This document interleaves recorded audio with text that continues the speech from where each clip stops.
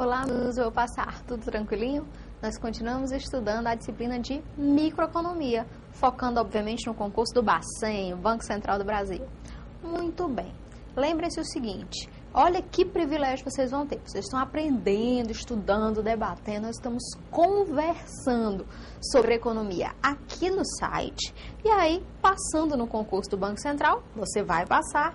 Então, você poderá ter o prazer de ficar o resto da vida produtiva, da sua vida profissional, exatamente discutindo problemas referentes à política econômica.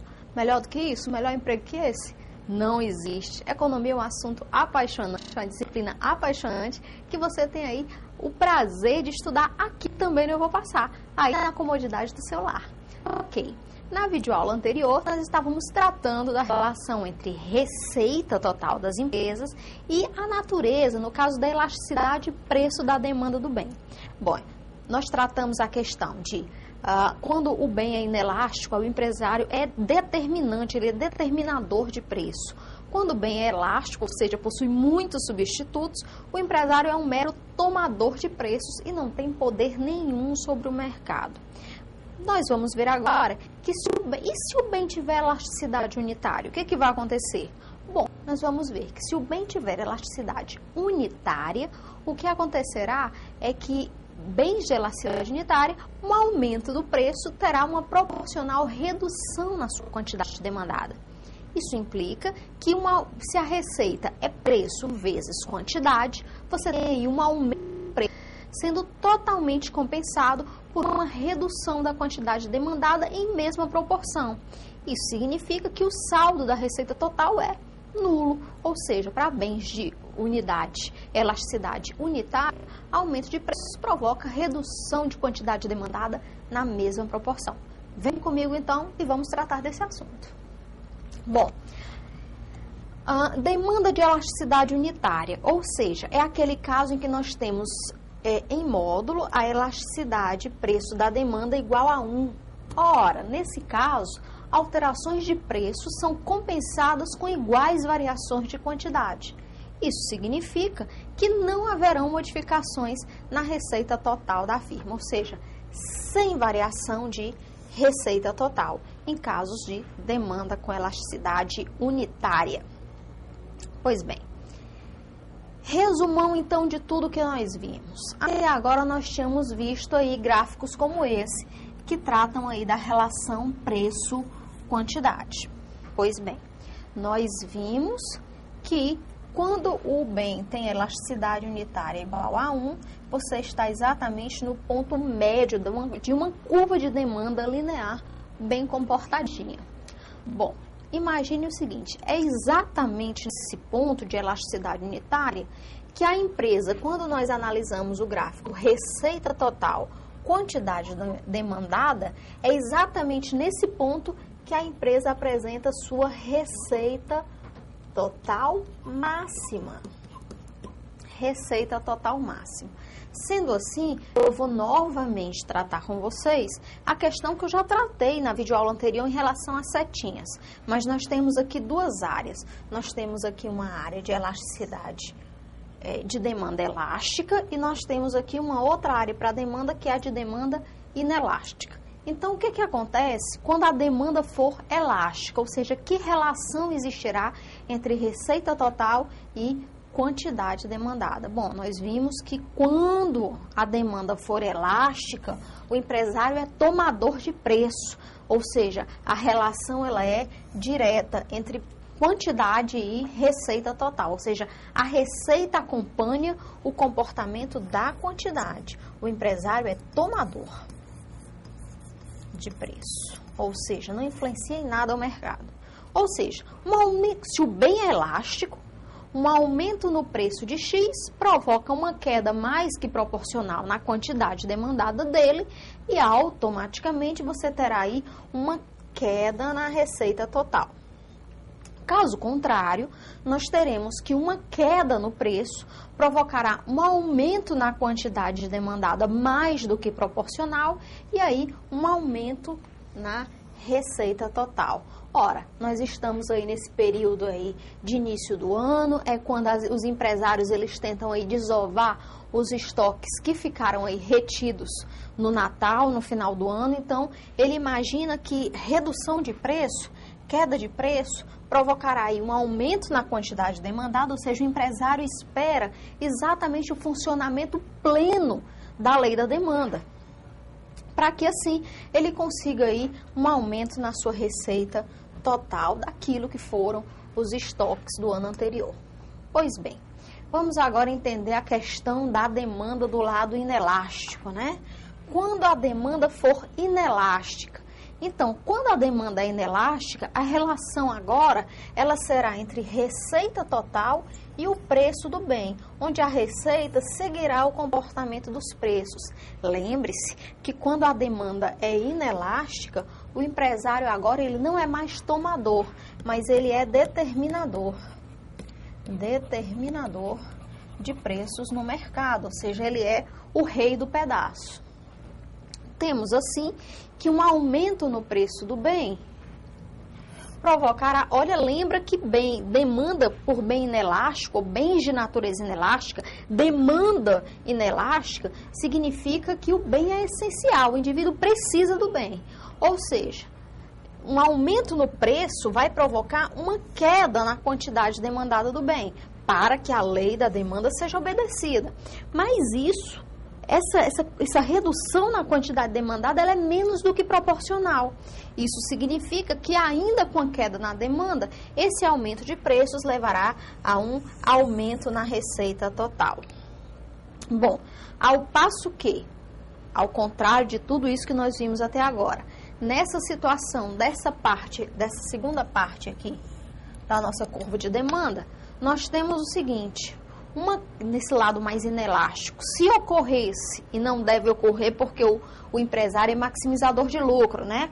Mas caso aí houvesse uma queda no preço do bem, P de X, isso provocaria um aumento na quantidade demandada do bem. Ou seja, seria aplicada então a lei da demanda. Isso provocaria, consequentemente, uma queda aí na nossa receita total, uma queda na receita total do empresário. Obviamente, ele não vai querer uma queda de receita, dado que ele é maximizador de lucro. Me acompanhe no seguinte: é importante que você entenda que quando o indivíduo sabe, ou quando o empresário tem a percepção de que o seu produto é inelástico, o que ele vai fazer? Ele é determinante de preço, ele determina o preço em que ele vai colocar o produto no mercado. Essa quantidade reduzida será muito menos que proporcional e com isso ele vai aumentar a receita dele. É por esse motivo que existe a intervenção do mercado na economia, ou seja, como o governo entraria no mercado para tentar regular esse poder do empresário, né? Nós vamos tratar ainda um pouco disso nesse curso, quando nós estivermos tratando da questão do monopólio, onde o empresário ele é o único a oferecer o bem no produto. Isso é um exemplo também de bem inelástico, só tem um único fornecedor no mercado. E aí o governo teria que intervir para conseguir conter esse poder do empresário. Obviamente, esse é um ponto a mais, não está no programa de vocês, é um ponto extra, né? Geralmente para concursos da CESP, né? Em que seria tratado, ou vai ser tratado por nós aqui, eu vou passar num ponto extra e num tópico especial de economia. Então, me aguardem que brevemente nós deveremos estar tratando aí apenas de tópicos especiais que são pontuais em muitos concursos pelo país, ok? Bom, me acompanhe agora no que nós vamos fazer. Agora, eu gostaria de tratar com vocês de um exercício. Esse exercício, ele é da ESAF. A ESAF trouxe aí no concurso do MPOG, no Ministério do Planejamento em 2000, e aí a questão era exatamente sobre a elasticidade e esse gráfico que nós estávamos tratando até então. Nós temos aí um gráficozinho de preço-quantidade, onde ele representa o preço pela letra P e a quantidade pela letra Q. E aí o E, a letra E ou a letra E, como nós chamamos aqui no Nordeste, o E é exatamente o valor absoluto da elasticidade preço da demanda. Isso significa que nós tratamos aqui no site elasticidade preço da demanda pela letra Epsilon. Já tratei aqui pela letra Epsilon. Já tratei aqui pela letra E maiúscula, elasticidade, preço da demanda. E agora a ESAF resolveu chamar a mesma elasticidade e preço da demanda pela letra E. Ou seja, são várias maneiras de se tratar o mesmo conceito. Desde que isso esteja discriminado na questão, o Instituto pode usar a letra que achar mais conveniente. Pois bem, nós temos aqui uma demanda linear bem comportada, tratando exatamente da questão preço-quantidade, e em cima dessa situação, nós vamos aí entender ou discutir alguns pontos relevantes. O primeiro ponto será o seguinte, a elasticidade, considerando que o E vai ser o valor absoluto da elasticidade, preço da demanda, podemos então afirmar que item a elasticidade preço da demanda será igual a 0,5 no ponto médio da curva. Não, nós vimos aí pelos gráficos anteriores que exatamente no ponto médio da curva, a elasticidade preço da demanda é igual a 1. Né? Nós vamos aí poder observar nas videoaulas anteriores exatamente isso. Então, não é igual a 0,5, é igual a 0,1. Então, o item A está falso. Bom, o item B tratará o seguinte: a elasticidade, preço da demanda, terá valor constante em todos os pontos da curva. Nós também vimos que isso não é verdade, porque no caso de uma demanda linear bem comportada, como essa que nós estamos vendo, nós temos aqui vários pontos, onde cada ponto apresenta uma elasticidade diferenciada. Nós temos aqui que acima do ponto médio, a elasticidade e preço da demanda, que no caso é maior do que 1.